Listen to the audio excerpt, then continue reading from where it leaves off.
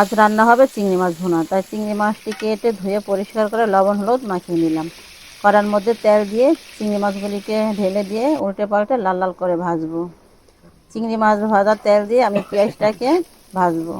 একটু মজে আসলে আমি আদা রসুন দিয়েও এটাকে কষাবো। পেঁয়াজটা লাল লাল করে ভাজবো না।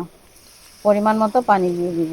পানি দিয়ে একটু নাড়াচাড়া করে আমি এটার মধ্যে একটু হলুদ, মরিচ, পরিমাণ মতো লবণ দিয়ে এটাকে ভালোভাবে কষাবো।